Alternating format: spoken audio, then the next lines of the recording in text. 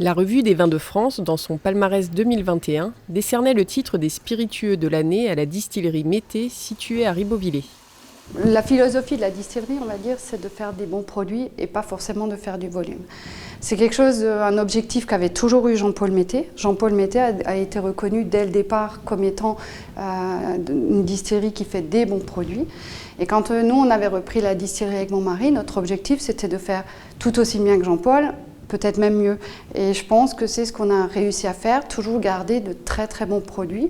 Et c'est pour ça qu'on a la reconnaissance des professionnels, des connaisseurs, même des amateurs d'eau de vie. Et aujourd'hui, l'objectif qui est encore le même, même pour mon fils Timothée, c'est de toujours faire des produits de qualité et de ne pas de dire on fait du volume juste pour avoir du volume. Cette distillerie a été fondée par Jean-Paul Mété dans les années 60. Son filleul, Philippe Trabert, l'intègre en 1985. En 1998, Jean-Paul Mété souhaite vendre sa distillerie et plutôt que de la voir rejoindre un groupe, Philippe Trabert convainc son épouse de reprendre l'affaire ensemble. Malheureusement, Philippe Trabert succombe à une crise cardiaque en 2018. Timothée, son fils unique qui travaille dans l'import-export à Hong Kong, décide alors de revenir épauler sa mère. Il a toujours été, on va dire, un peu comme Obélix, et qui est tombé dans la marmite. Timothée était tombé dans la marmite tout petit.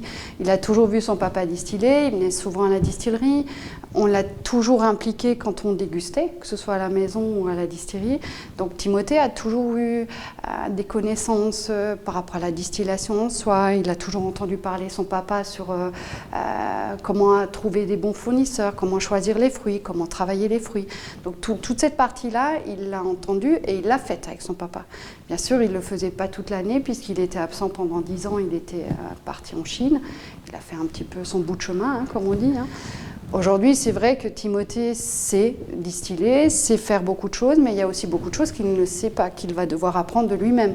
Et encore une fois, on a la chance, c'est que notre distillateur, Alexandre Chutet, qui était là déjà du temps de Jean-Paul et avec Philippe aussi, nous seconde. Voilà, il est aussi là pour nous dire, attention, ça on fait comme ci, essayez, on pourrait faire comme ça. Mais j'ai aucune crainte là-dessus parce que Timothée est tout aussi perfectionniste que son papa, tout aussi passionné.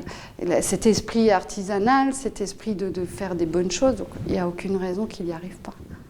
Après, voilà, par la force des choses, j'ai dû revenir un peu d'un coup. Et c'est vrai que je me suis retrouvé, on m'a dit, c'est parti, il faut y aller, on se lance. Et donc, ça n'a pas été forcément évident au début. Je pense que ça restera un challenge pendant plusieurs années.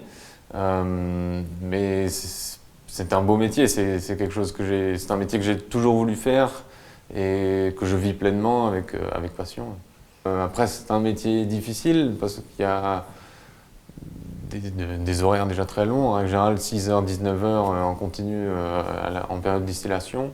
C'est un métier physique, c'est dur parce qu'on a fait le choix de travailler beaucoup à la main et de nettoyer nos alambics entre chaque distillation. C'est vrai que, vous le disiez avant, on n'a pas forcément besoin de faire de sport en rentrant le soir. Donc c'est prenant mentalement, physiquement. On va dire, le résultat est tellement exceptionnel que le jeu en vaut la chandelle, quoi. C'est vrai que c'est super à ce niveau-là. Puis on rencontre à travers notre travail beaucoup de gens, beaucoup de clients. Quand on entend nos clients nous dire c'est super, continuez comme ça, ne changez rien, on est fiers de notre travail et puis ça nous donne du baume au cœur pour continuer à travailler comme ça. Fruits, baies, plantes, épices, herbes, la distillerie Mété, c'est une gamme de 90 eaux de vie différentes et 29 liqueurs. Les incontournables côtoient les références plus insolites, avec un maître mot, la netteté. Faire une eau de vie de fruits, tout le monde peut en soi faire une eau de vie de fruits, mais la façon dont on travaille, on arrive quand même à avoir des eaux de vie très nettes, très précises et très fidèles aux fruits ou à la matière première que l'on travaille. On travaille donc des fruits naturellement, donc on n'utilise aucune levure au niveau de la fermentation, aucun ajout de sucre. Après, je pense que beaucoup de distilleries travaillent de la même façon, en tout cas en France. Après, ce qui nous démarque aussi, c'est nos alambics. On travaille sur des petits alambics, des alambics à repasse. On ne travaille pas sur de la colonne. Donc on peut avoir des eaux de vie plus nettes, plus concentrées aromatiquement, on va dire. On On a la chance d'avoir à la distillerie le magasin, là où on est actuellement, où on a, à part 2020 qui était un peu plus compliqué à cause de la Covid, mais on a toujours beaucoup de monde. Le magasin représente 48% de notre chiffre d'affaires. Donc pour vous dire, ça draine beaucoup de monde.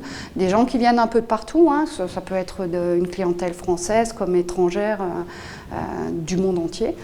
Ensuite, on travaille très bien aussi avec la restauration. Alors, ça peut être des tables étoilées, comme ça peut être la brasserie, la Windstuhl. On travaille très très bien avec la restauration. On travaille très bien aussi avec tout ce qui est épicerie fine, caviste. Vous ne trouverez pas nos produits par contre dans la grande surface. Et ensuite, on a la chance aussi de travailler un petit peu à l'export. Donc l'export, c'est, je dirais, tout ce qui était l'Europe avant qu'on s'élargisse, mais également les États-Unis, le Japon, Hong Kong, la Thaïlande, un tout petit peu le Maroc. Voilà, c'est un petit peu l'export aussi. Il faut, je pense, présenter les eaux de vie un peu différemment. C'est-à-dire qu'à la base, c'est un digestif. Ça reste un digestif. Mais aujourd'hui, les eaux de vie, on les utilise dans les cocktails, on les utilise en cuisine, on les utilise en pâtisserie. Il faut montrer à une nouvelle clientèle, voire une clientèle un peu plus jeune, qu'on peut déguster une eau de vie de différentes manières. Et ensuite, là où je reste convaincue, c'est qu'à partir du moment où on fait des bons produits, on les vend.